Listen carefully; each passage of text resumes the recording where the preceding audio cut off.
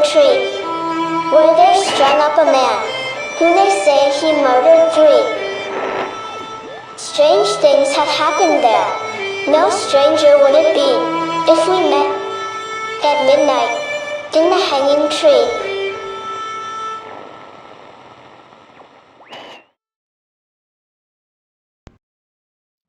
Welcome to the show. I'm your host, Chris James.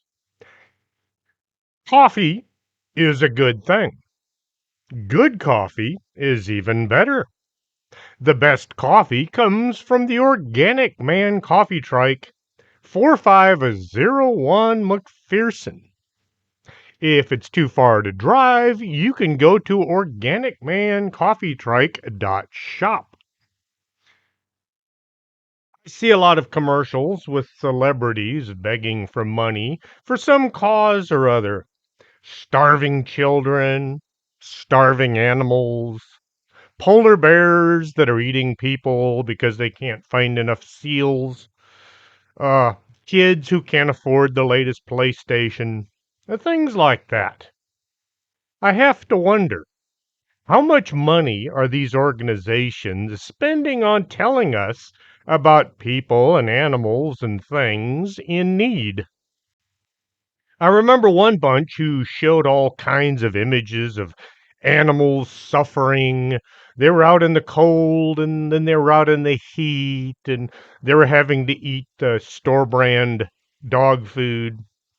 Well, it turned out that this organization didn't spend any of the money on saving animals. The money went towards educating people about what was happening. I understand that organization doesn't exist anymore, or they just changed their name. But all those millions of dollars that they took in every year, it went to people and not to the animals that they were showing.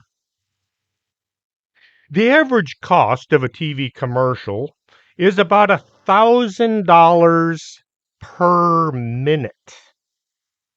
It can go up to $100,000 depending on if it's shown during a big event, like, say, the Super Bowl or something.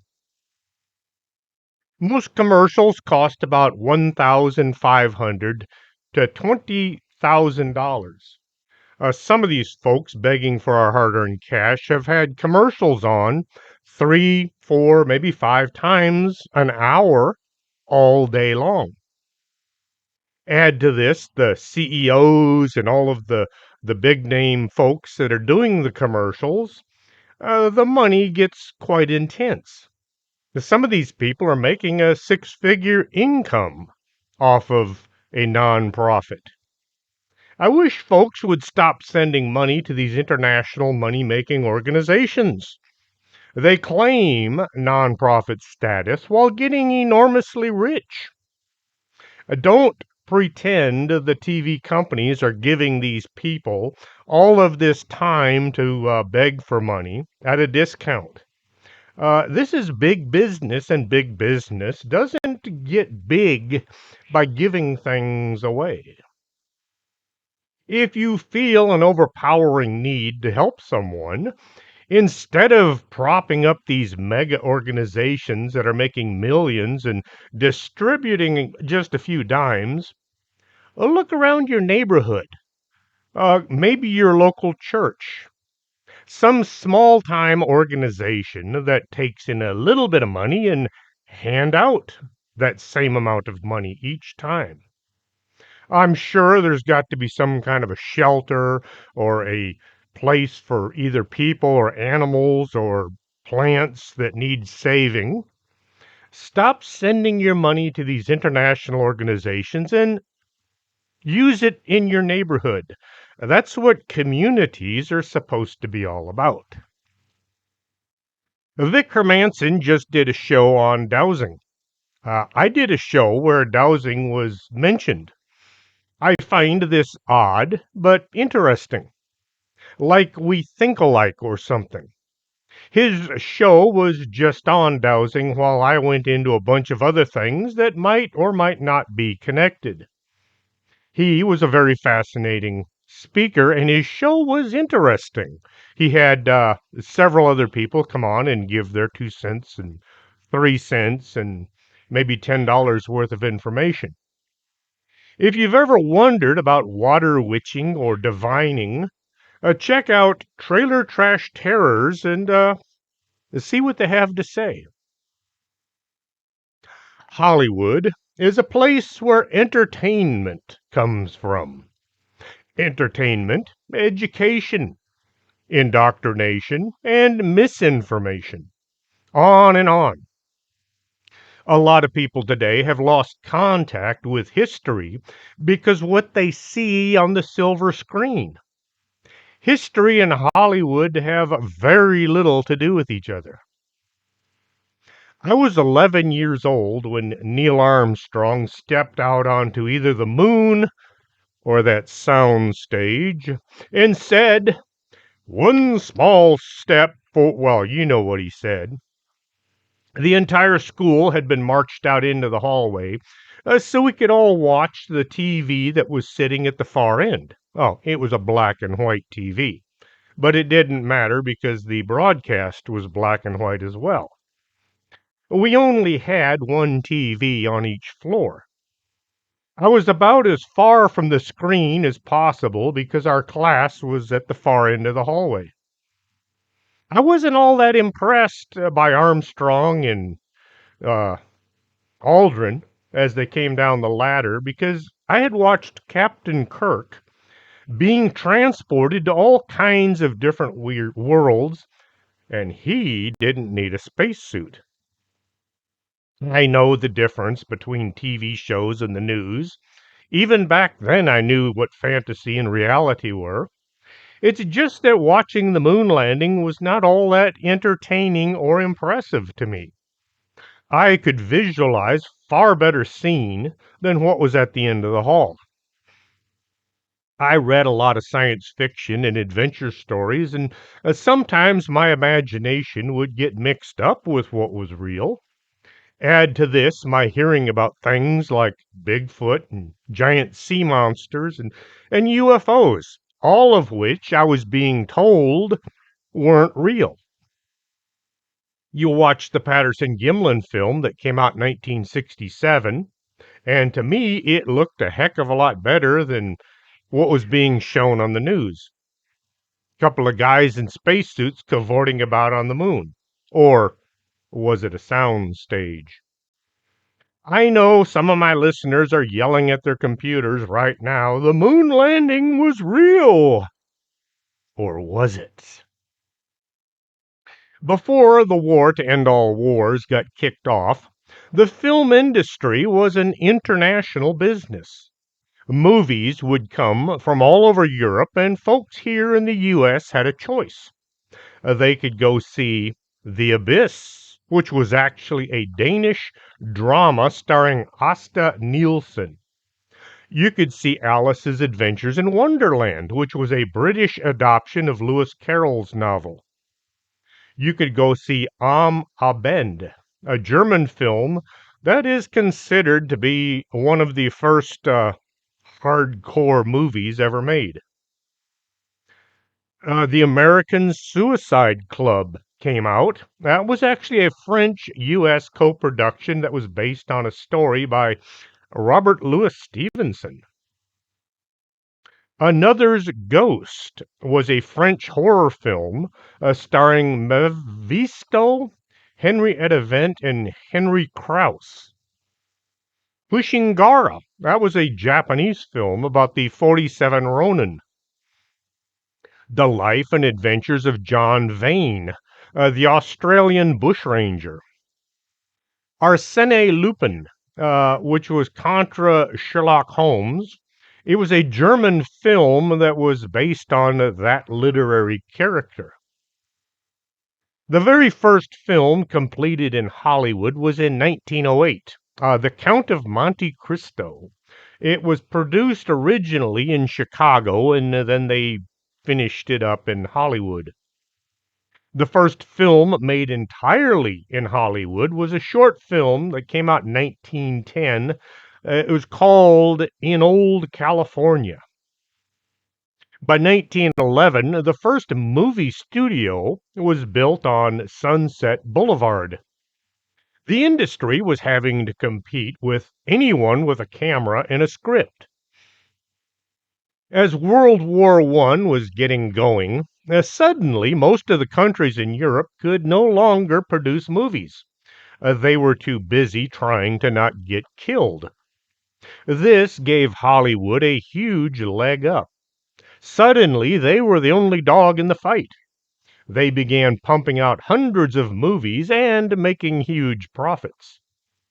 Many self proclaimed pacifists who directed movies or wrote screenplays before the U.S. entered the European conflict had a sudden change of heart as money rolled into Hollywood from people in power demanding war movies to get the public ready for the coming events. Suddenly, these pacifists had a change of heart. War means more money, that is. Most people today will say that the U.S. entered World War I because the Germans torpedoed the Lusitania. The Lusitania was carrying a cargo of rifles, ammunition, and explosives. It was heading to Europe to fight the Germans. There were spies working on the docks in New York. Germany knew what was being loaded on board that ship. They circulated warnings in the newspapers saying that that ship was going to be sunk. It was a passenger ship, yes, but it was being used to further the war effort. Therefore, it was a legitimate target. May 7th, 1915, the German U-boat SM U-20 sent the ship to Davy Jones' locker. The U.S. was outraged. The citizens demanded. Well, nothing really. The sinking wasn't really all that big of a surprise. There was a war on, and the ship had sailed right into the middle of it. The biggest outcry was from friends and families of those who had died, but most of the rest of the country was like, well, what'd you expect?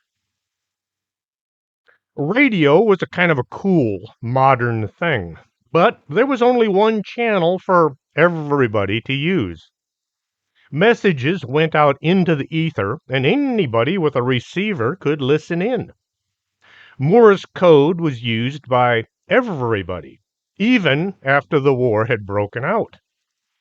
Germany had developed a code, and their messages, even though everybody could hear them, could only be understood by the folks with the code book. All those dots and dashes were just noise. The Austrian Empire and Germany believed that they could win the war as long as the United States stayed on our side of the ocean. As time marched on, it began to look as if Woodrow Wilson wanted to get his troops' feet wet. This would not do. The Zimmermann telegram was a secret diplomatic communication issued from the German Foreign Office January 1917. That proposed a military alliance between the Austrian Empire, Germany, and Mexico in order to keep the United States from entering World War I. With Germany's aid, Mexico would invade Texas, Arizona, and New Mexico, reclaiming what they had lost in 1848.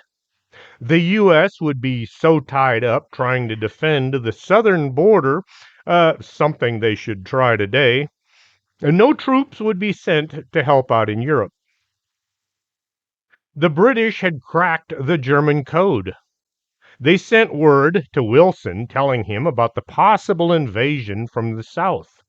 Now, Mexico had never agreed to this idea. It was just Austrian Empire and Germany were telling them that that's what they should do. And if they would have the full support of the German military. Well, when Wilson heard about this possible invasion from the south, he suddenly had a problem. If Germany found out that their codes had been deciphered, they would begin using another code, and the British and the French would no longer have that upper hand. Wilson was going to have to figure out how to get the country into the war without alerting the Germans about their codes. Hollywood didn't have the resources at that time to make a major motion picture about the sinking of the Lusitania. So Washington turned to print. They began bombarding the nation with magazines and newspapers saying, "Remember the Lusitania." They had to remind folks because from May 7th, 1915 until April 6th, 1917 was 23 months. People can forget a lot in that amount of time. The propaganda machine had to get cranking. They had to remind people about the Lusitania. Well, Hollywood did their best to further the message, but as far as I could find, no movies about the sinking came out until after the war. Once the war did come to an end, the Austrian Empire was a shambles. There was no longer an Austrian Empire. Who was going to pay for all that damage caused by the fighting? The war was suddenly blamed on Germany. Movies came flooding out of Hollywood showing Germany as being the main cause of the war. Germany was now going to have to pay for the war that the Austrian Empire had started. People going to see these movies became convinced that the whole thing had been started by the Kaiser. This ability to bend the facts to work in favor of what the folks in Washington wanted wasn't lost on other countries around the world. France, Britain, Canada, Italy.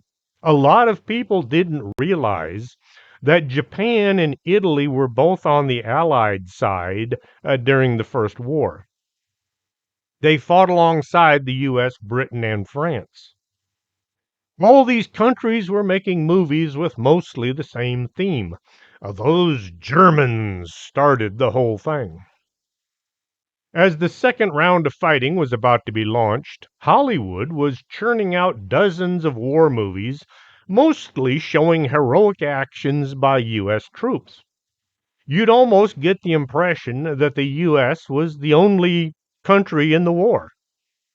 When Germany, this time they did start things, invaded Poland, leading to France and Britain declaring war on Germany, Hollywood took notice. A new war meant new movies. While a majority of the films created in the early 1940s were set against a backdrop of the First World War, films that dealt directly with things such as the war, and soldiers, and winning medals, and killing the bad guy, the folks in Washington realized that these movies were getting people into the right frame of mind. Movies greatly boosted voluntary military recruitment. Hollywood was also responsible for producing many military training films. The expectations people had when enlisting in the military during World War II were very often shaped by movies that they had seen. Mostly, those expectations were far from correct. Basic training is not all that much fun unless you really, really like playing Army. When I got When I got to basic training, I knew what to expect. I had read a lot of nonfiction books on the military. Most of my classmates were shocked by what they woke up to on that first and second and third day, etc. It was nothing like what they had seen in the movies or on TV. Hollywood tried to make basic training look like a lot funner than it was. The head of the Office of War Information was Elmer Davis, who said, "The easiest way to interject a propaganda idea into most people's minds is to let it go through the medium of an entertainment picture when they do not realize they are being propagandized. People who'd been making a living selling soap and cereal and home appliances were now being enlisted by the state to sell the war to the American public. No country in the world churned out as many images of itself as the military hero, like the United States did. That was a unique cultural phenomenon. Historians and other academics point out that arrangement was the beginning of a uniquely American mission that continues even today. Relationships forged between the U.S. government agencies and Hollywood during the Second World War and the Cold War shaped how stories about the military are still being told today. Now, I am not a pacifist. I was in the Army and I believe that we need a strong military to live our lives. Si vis pacem, para bellum. This is a Latin phrase that means if you want peace, prepare for war. But there is preparation and there is indoctrination. How many folks marched off to war for God and country only to discover that it was nearly not as much fun as they had been led to believe? I know war is not fun, it's just an expression. Every military base had a movie theater. It was good for morale for the troops to sit back and enjoy a movie that took their minds off the day to day monotony that was a big part of being in. Thus the saying, hurry up and wait. I think I spent about 50% of my time waiting for somebody to tell us to do something. Movies were even being shown in the field. Anywhere a screen could be set up, a movie would be shown. Once the Second War came to an end, that was the second war to end all wars, the world was a different place. From 1945 on, there has been some kind of a conflict going on somewhere in order to keep the military industrial complex alive and well. Movies come out showing the evil Nazis, while at the same time, Nazi war criminals were being smuggled into our country to fight the new Cold War. The Central Intelligence Agency was bringing war criminals into our country so they could fight those commies. A new world enemy had been invented, the communists. Spy movies became all the rage. Someone in Washington, or maybe it was in London, had a thought. If folks find out about some of our not so nice endeavors, we just might have to pay for our sins. Maybe we should fictionalize these actions, make people believe it all just happened in Hollywood. There were things done during the war, not just by the Nazis, that should have been publicly displayed, and those responsible, well, hanging is too good for them. We have an amendment, number 8, to our Constitution that says there will be no cruel and unusual punishment. There were a lot of folks who, at the end of World War II, probably breathed a sigh of relief knowing that they were not going to be impaled, which is probably what should have happened to some of them.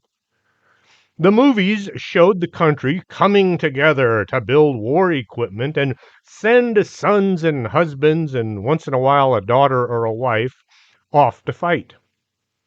Every company in the U.S., well, there were a few, put in long hours and extra shifts so that the U.S. fighting man would have the tools they needed to defeat the Nazis. Uh, Ford and GMC both had car manufacturing companies in Germany that continued to operate during the war. One world famous car manufacturer, I'll let you figure out who, struck a deal with the SS so that more than 3,700 inmates from concentration camps were put to work in his factory. The SS divisions built 7 labor camps for the purpose of building military vehicles at a car manufacturing plant that was owned by people here in the United States. 16,500 laborers were forced to work for the car company in the Saxon cities of Zwickau and Chemnitz. In addition, 18,000 were at the plant in Bavaria, where more than 4,000 of these men died from overwork and a lack of food. Anyone who became too sick to work or who got injured on the job was taken back to the camps and killed. While these car companies were supporting the Nazis at an unimaginable pace, the same companies here in the United States were dragging their feet, not wanting something like a war to interfere with their profits. They refused to ramp up production of war equipment, even with the Pentagon doing their best to get the steam up. At the end of the war, a certain man went to Congress and handed out checks to a bunch of politicians so that they would give him the sole rights to tell the story of World War II. What we have been taught in school and what we saw in the movies and TV shows was only what this one man wanted us to know. At the end of the war, many troops returning from Europe didn't want to talk about the conditions that they had discovered when they entered these car manufacturing plants in Germany. They kept it to themselves. Maybe they'd been told to. Once the Second War to end all wars was grinding down, the weapons manufacturers were looking for some new customers. There didn't have to be shooting and killing. The new and improved war was going to be cold. Hollywood began turning out movies about how nasty those commies were, and which is humorous, seeing as so many of the big time executives were card carrying communists. During the Cold War, most American communists did not carry around a card certifying their membership in the Communist Party, but some prominent members did. Funny, the term card carrying communist is considered politically incorrect today. It's a derogatory term. I guess we can't call them pinkos either. You know how pink is a lighter shade of red.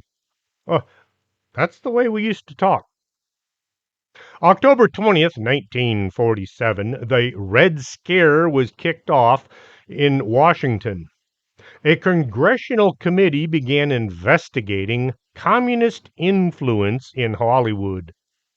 After World War II, the Cold War began to heat up between the United States and England and the Soviet Union.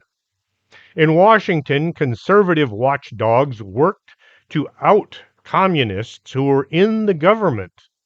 Then they set their sights on the Reds, working out in a liberal movie industry.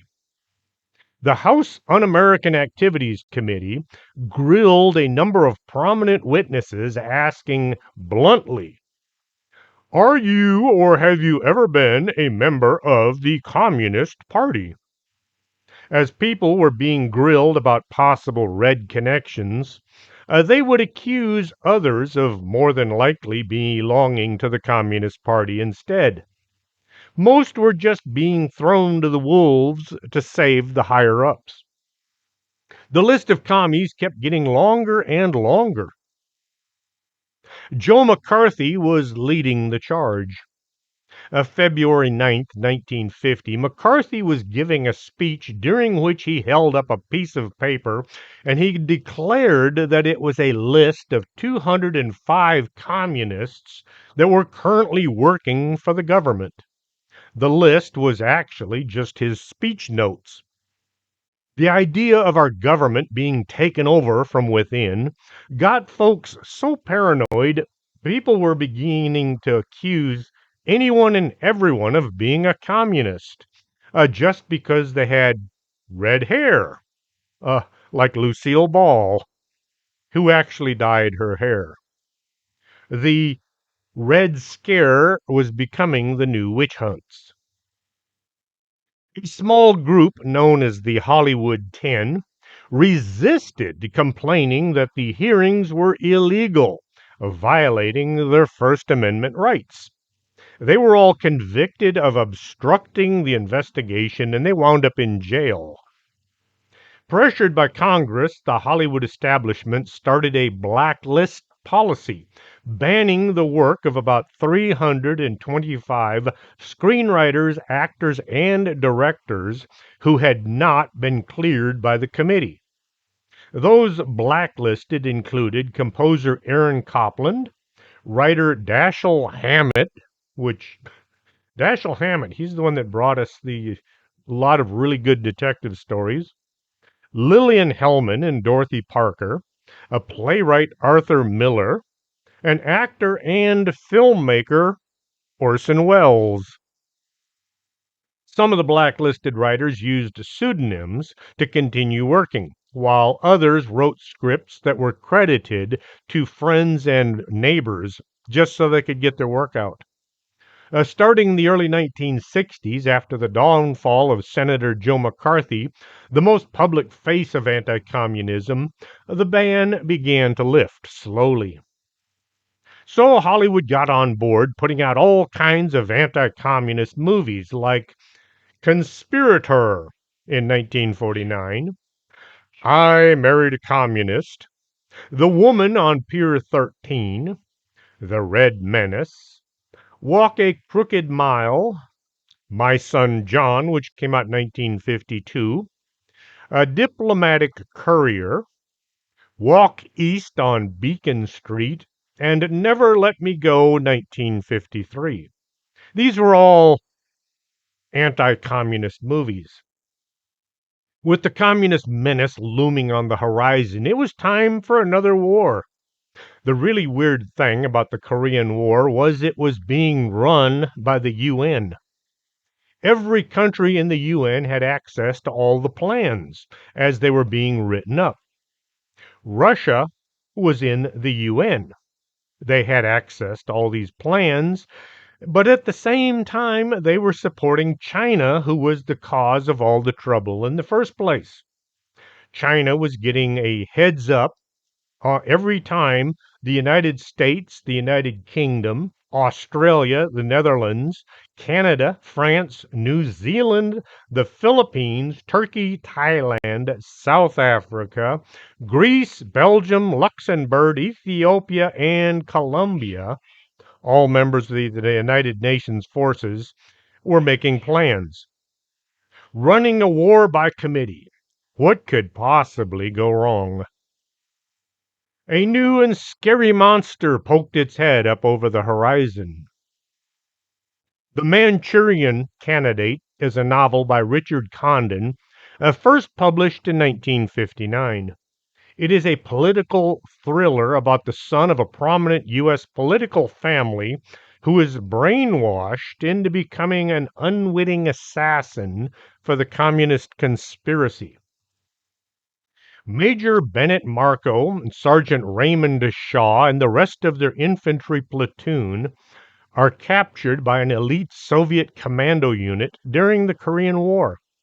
It was never declared as being a war, so it was actually just called a conflict.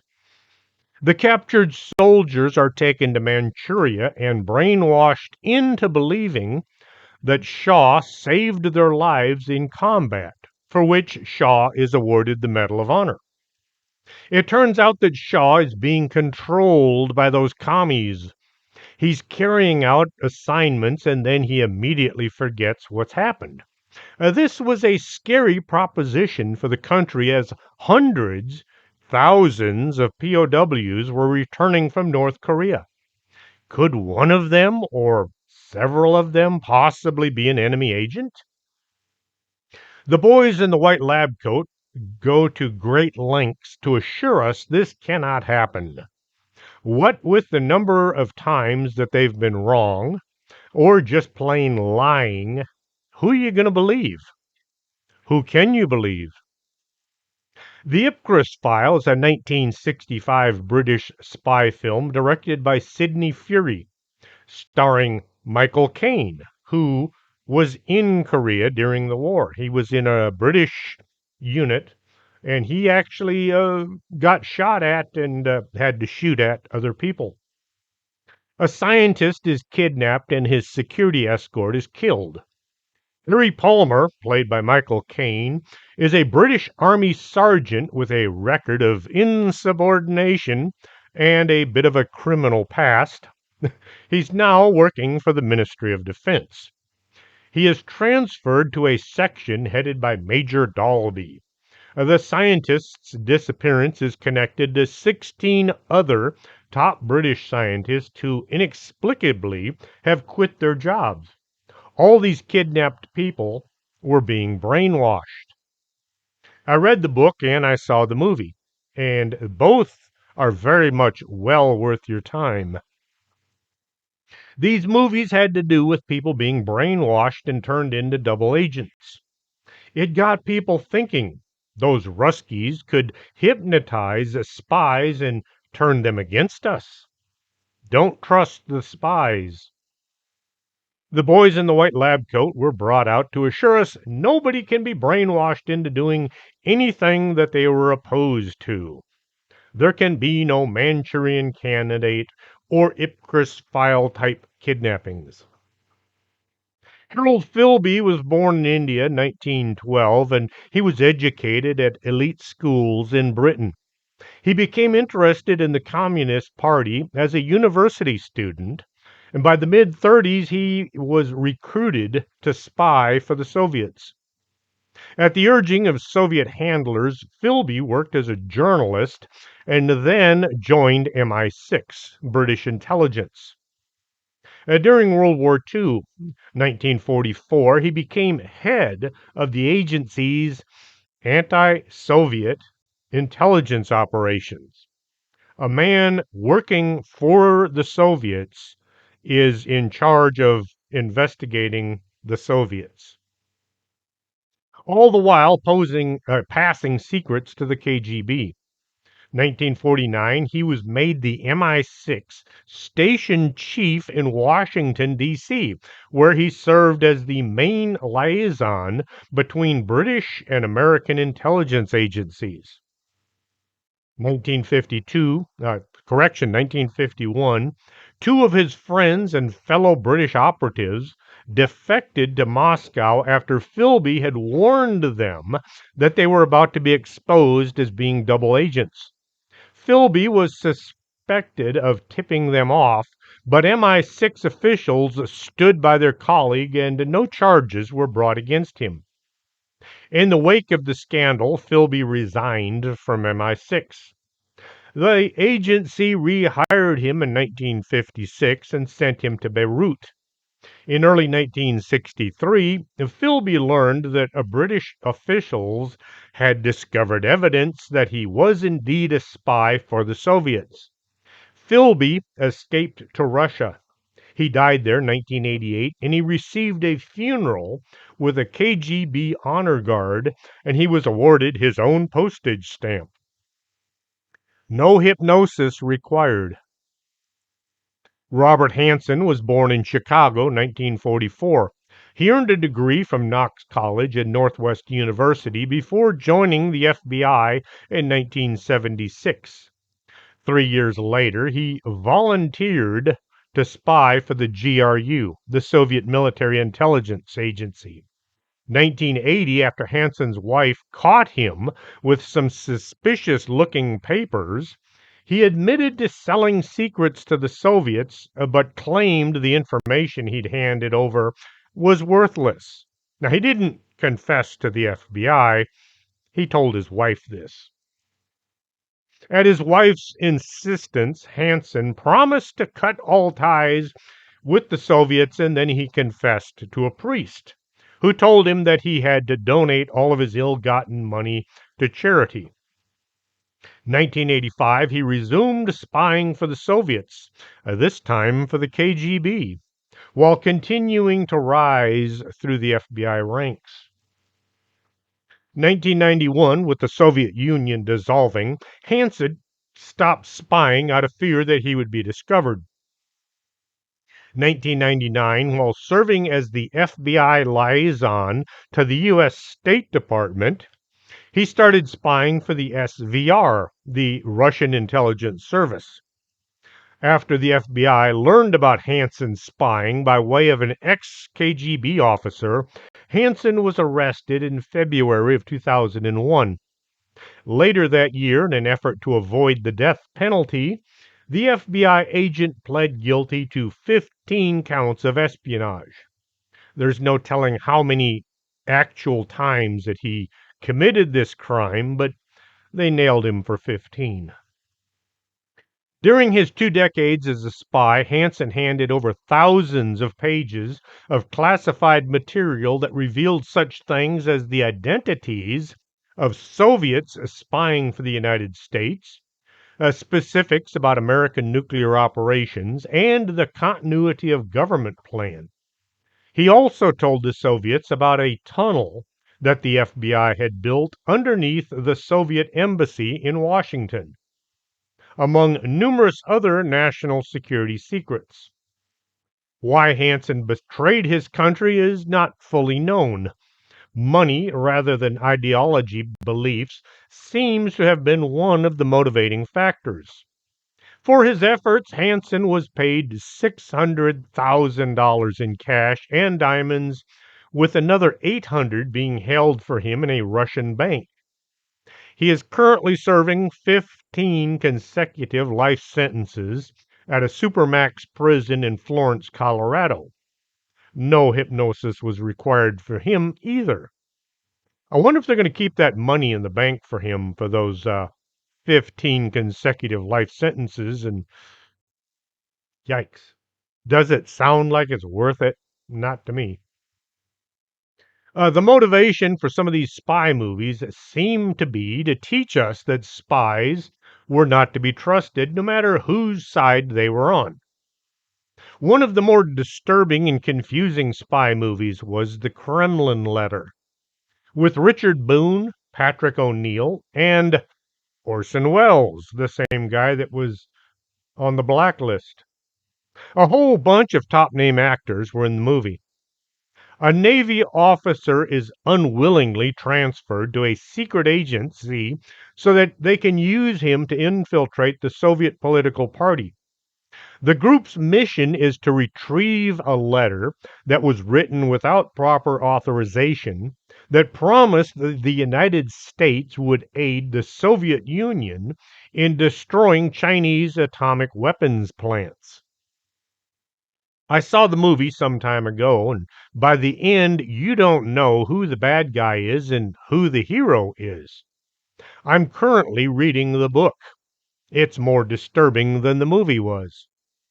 There are laws in place here in the U.S. that are supposed to protect all of us. No one has the right or the authority to violate people's rights, no matter how much the country might benefit from it. That's the country we're supposed to live in. I like older movies and old books. They had substance. Old movies relied on acting and storytelling instead of CGI and committee-based storylines. Old books were mostly original.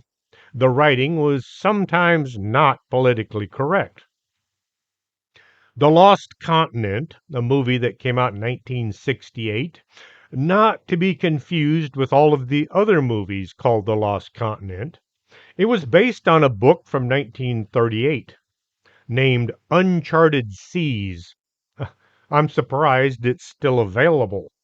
It was a bit racially slanted. No, it was a whole lot racially slanted. Still, it was an interesting story. The characters walked around on top of the Sargasso Sea using huge balloons tied to their shoulders. Some of you might remember seeing the movie. It was something MST3K might have done a jab at.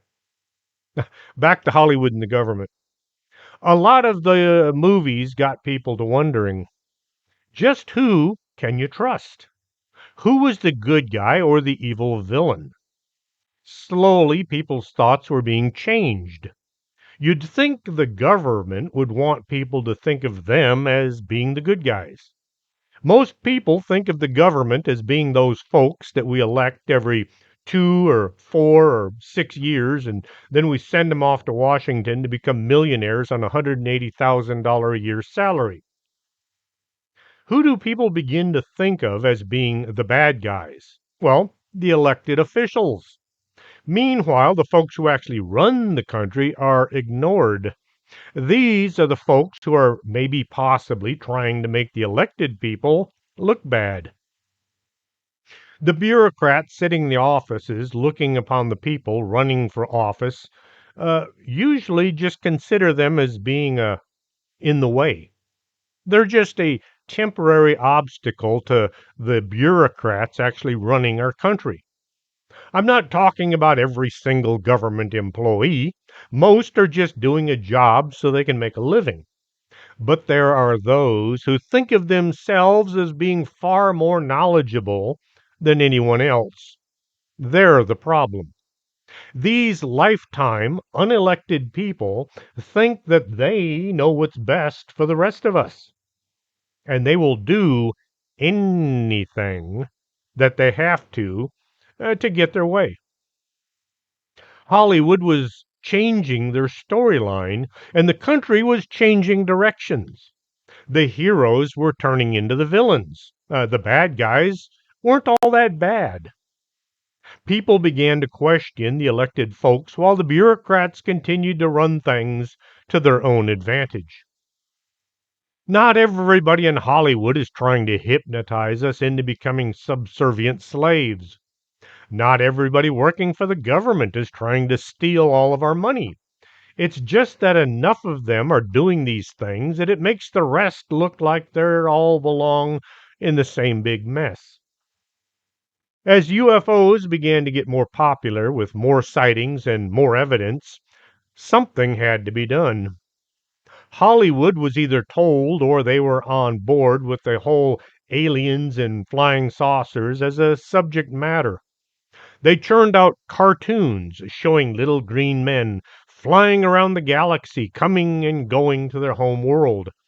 People just assumed that aliens would fly back and forth each night or morning, depending on when they were spotted.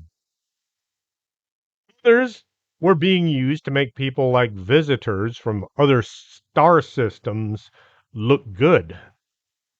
Movies like The Day the Earth Stood Still and Close Encounters show the aliens as being not only friendly, but our saviors.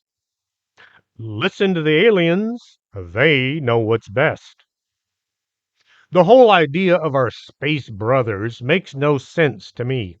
If aliens were actually human loving visitors, why do they kidnap people in the middle of the night and then do nasty, horrible things to them? There are a lot of people out there who would willingly go along with the aliens and submit to whatever was in store for them. Why sneak in at night and mess with kids? Why kidnap people that don't want to go? Why remove reproductive parts from unwilling participants? Of course, the aliens want us disarmed. Isn't that what a lot of contactees were saying? That would make their taking over much easier. Kind of like how the criminals and the politicians, not too redundant, want us disarmed as well. People were being taught that our elected officials were a bunch of crooks and the aliens were coming to save us. Then there's the other direction that some movies took, like Mars Attacks and The Thing and Aliens, all designed to scare us as to what invaders from outer space would do to us. Project Blue Beam was a proposed worldwide false flag event that was going to use sophisticated hologram technology to trick people into believing that some kind of an attack on humanity by aliens was underway. Recent declassified documents reveal this CIA plan. The unelected government considered using a widespread fear of a war of the worlds type alien invasion as a sinister psychological warfare tactic. The idea being, as aliens dropped down from above, the citizens would turn total control over to those people in order to save our bacon. The fake invasion was discussed in a memo between Marshall Chadwell, who is the Assistant Director of Scientific Intelligence, to General Walter Bedell Smith, who was the director of the Central Intelligence Agency, which was sent in October of 1952.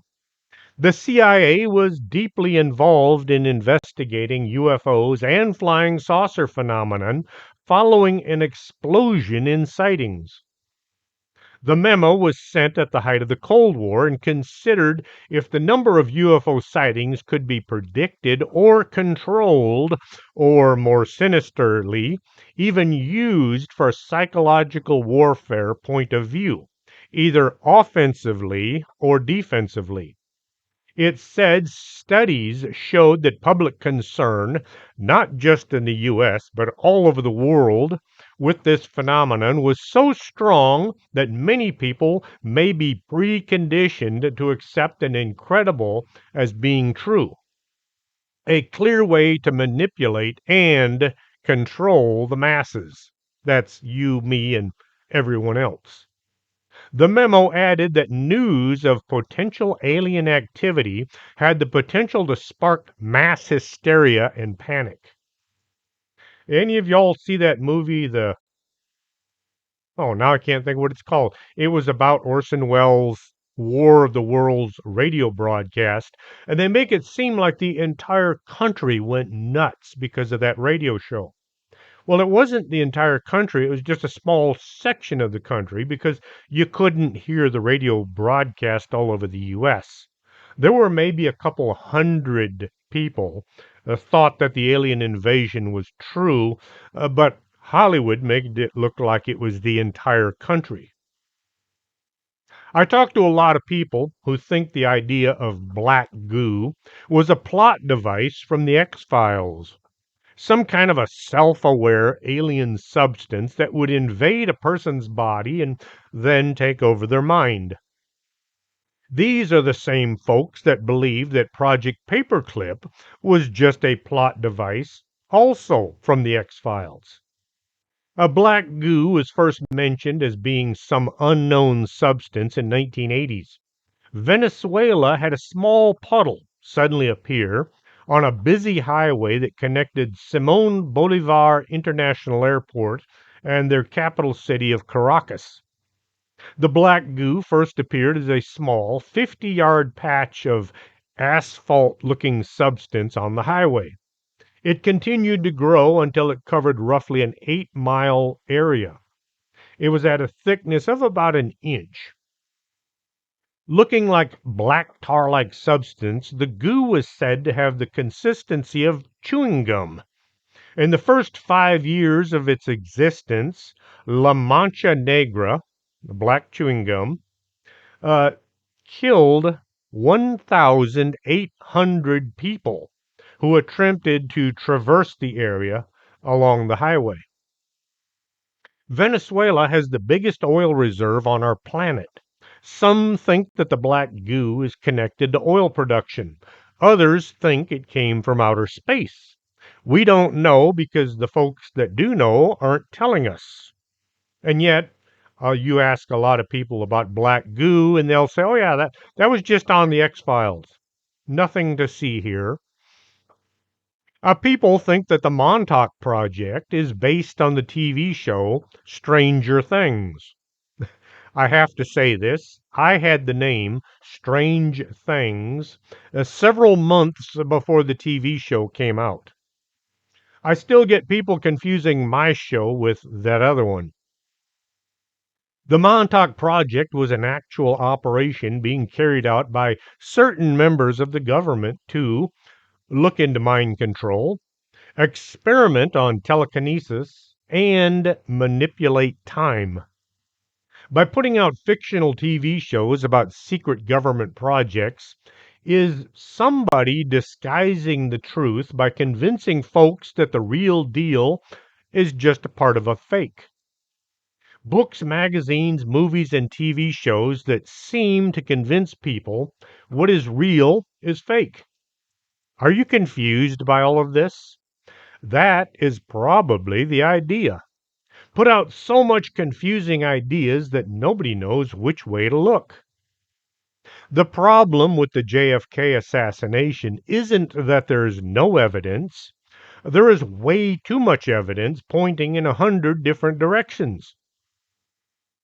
You've watched the old CSI TV show back when they were worth watching. They actually showed some real science. I met dozens of young folks who were all looking into studying anything to do with crime scene investigations. They wanted to live that TV show. Hollywood saw a good thing and decided to do what Hollywood does.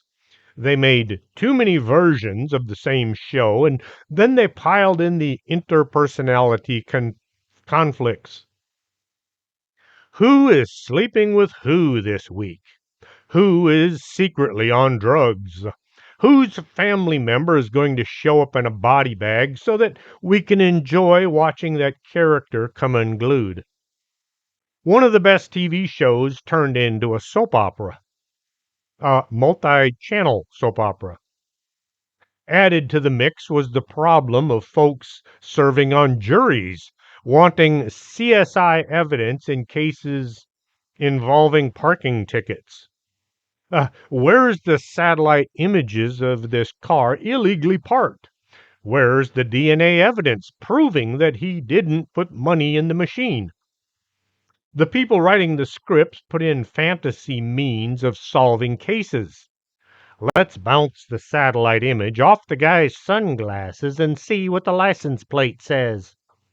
Sudden, simple cases turned into these massive puzzles as juries wanted proof that wasn't out there. As a paramedic, I got to look at some bizarre injuries. The folks from south of the border were mostly okay. Most knew that I was going to do my best to make the ouch go away. The agents were a pain in the neck. They watched TV shows like House and then they developed signs and symptoms that they'd seen on TV. Suddenly we had a run of rhabdomyolysis. Everyone doing any kind of outside work was complaining of developing this condition. They knew that they had it after sweating for a few minutes in the sun. TV shows and movies do a great job showing people how to do things wrong. I've seen too many people try to get a pulse by feeling the side of the neck, under the ear. It's over here. They'll then start CPR on people that don't need it. If your patient is complaining that the chest compressions hurt, stop. He doesn't need CPR. Why does Hollywood show things that are so easily done the right way, but they show it all wrong? We're not talking rocket science here. Simple things like opening an airway or not straightening out a badly fractured leg. If you don't know what you're doing, don't do it. Yet, Hollywood will teach people to do things the wrong way, almost as if it's on purpose. This brings to mind the whole control scenario. The people who want to be in charge put out bad information so that us little people wind up nearly killing each other while they go about working the strings. The old hoofbeats being horses comes to mind. And just who tells us there are horses out there? The same people that want to control us. Hoofbeats might just be zebra, since there are zebra running around out there somewhere. The best thing you and I can do to try putting the gray matter into gear. A lot of people today don't know how to think, as hard as that might sound. People go to public school to learn how to follow the rules. They're taught to not think outside the box, while at the same time they're being told to think outside the box. The dreamers and the question askers are used as examples of what not to do. Have you ever heard a teacher say, "Don't get smart with me, young man"? I used to hear it all the time. Isn't that what they're in class for? Yes, and I asked the teacher that too. I was what my wife would call a problem student. Yes, my wife is a school teacher. She tries to let her kids use their minds while at the same time following the rules. It's amazing to me how many times we've been at some event, a public place somewhere, and some young person will run up to my wife and say she had been their teacher 20 or 25 years ago. They remember her as being the best teacher they ever had. Maybe that's why she's won Teacher of the Year so many times. Several of her students have gone on to become teachers as well. Hollywood puts out a lot of propaganda at the behest of those folks in Washington. If there is some popular war coming up, they'll make war movies with heroes saving the planet. If the war is considered not right, say Vietnam, they put out movies where the heroes are the ones not wanting to go. Movies like Hair and Tribes and The Deer Hunter. Yes, I've seen all of them, and I still joined the army. I was somehow able to sift out the rubbish and see the movies as being just entertainment. At one time, there were hundreds of companies putting out movies. There are still quite a few people making movies, but all the theaters are owned and controlled by a handful. Independent filmmakers like Christopher Garetano have to put their movies and documentaries wherever somebody is willing to show them. Gone are the one screen theaters that showed any movie they could get their hands on. It's like book publishers. At one time, there were hundreds. Now you can count the book publishing companies on one hand. The big companies bought up all the small ones so they could control what got onto print. Does this sound like some kind of a conspiracy theory? The difference between a conspiracy and a fact is about a year. I hope you enjoyed tonight's show. I hope I didn't scare anybody off. Maybe I informed one or two of you. Don't forget to check out Trailer Trash Terrors with Vic Hermanson and Abigail Lee. Uh, you don't want her coming to visit you in the middle of the night. There's a bunch of other voices in there, but I can't remember their names right now. And yes, I was on Paranormal Roundtable several times now with Josh Turner. He insists, and I don't want to upset him. He's a kind of a big dude. If you'd like to support the show, go to Amazon.com and buy one of my books. The Laredo Paranormal Research Society, Fort McIntosh and the Paranormal, Paranormal Laredo, and Paranormal Stories. And if you don't want to support the show, that's cool too. I'll just keep doing the show until I run out of things to talk about. Till next Saturday, this is Chris James for Strange Things.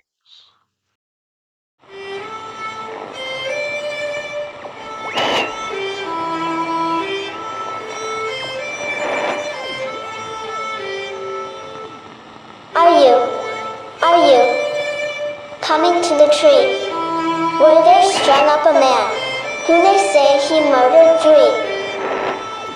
Strange things had happened there. No stranger would it be if we met at midnight in the hanging tree.